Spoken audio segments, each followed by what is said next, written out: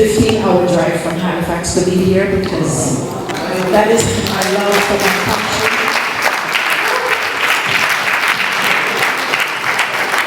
Thank you.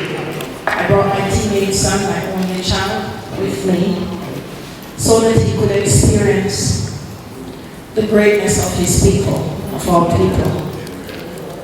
I just want to ask you this question. When you were learning to be a doctor, what were some of the challenges you faced as a young man in that era where racism was at its height? And were you ever second-guessed when you made a decision medically as a black man? It's a lifetime of second guessing. It's not one occasion. It's every time you walk on the wards, somebody's looking at you and maybe hoping you make a mistake, or maybe expecting you to make a mistake, or maybe transforming something that you did into a mistake. Unfortunately, that's the environment that was out there in terms of my being part of the medical profession. But you had to fight through it, and you had to have that confidence in self, which fortunately, my parents gave me that. And that's what you need to overcome difficulties. You have to have confidence in yourself. But you can only have confidence in yourself with self-knowledge and with the appropriate information and with the appropriate training of yourself. You have to pay your dues. You can't just go out there and expect that the world is necessarily going to bow down as you walk out there because you come from courts, kings and queens. It doesn't work like that. To be your own king and to your own queen. Right, Queen Vicky? There we go. Okay, my question is this. There is a big demand for pardon for Mr. Garvey. I don't agree. They can't pardon Mr. Garvey. Mr. Garvey can pardon them. They have no authority. He did nothing wrong. I think here's a quote that he said. But my question is this. Wouldn't all they need to do is expound whatever record he has and ask him or whoever represents him, which in this case is none other than Dr. Julius Garvey, to pardon them, to forgive them?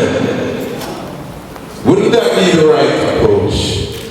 The approach of exoneration has been tried since 1987, which was the centenary of his birth. And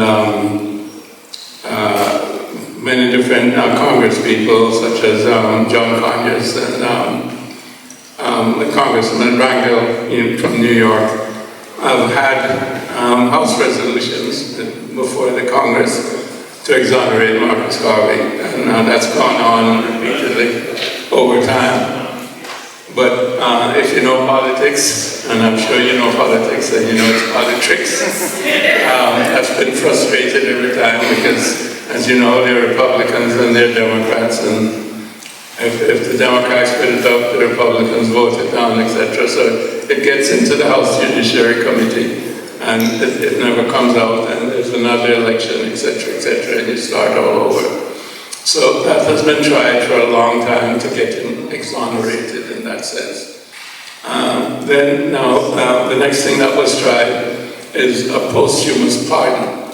But the posthumous pardon is a way for the president, all he has to do is use his own prerogative, his own power, to sign something that says Marcus Garvey, who was wrongfully accused, didn't do anything wrong, and therefore he's pardoned. So long as he says that he didn't do anything wrong, and that's acceptable. So that's the other aspect.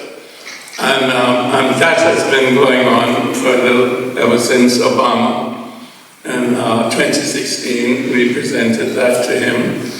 And because that was the end of his second term, we thought that was an easy thing for him to do. We had a black president, blah, blah, blah. He didn't do it. And we've repeated it now with Biden. And again, that hasn't worked so far. I think you mentioned the third way to go about it, which is expunging the record in New York City. and New York State, which again is something very political, and it's taking time, and that's where we're at the present time. So I think those are the only three ways to go about it. If you want to do it officially, of course, we exonerate Marcus Garvey because we know that he didn't do anything wrong. And we accuse the government of injustice. And we've said that over and over and over again. So that's where it's at. I think we've covered all the bases there.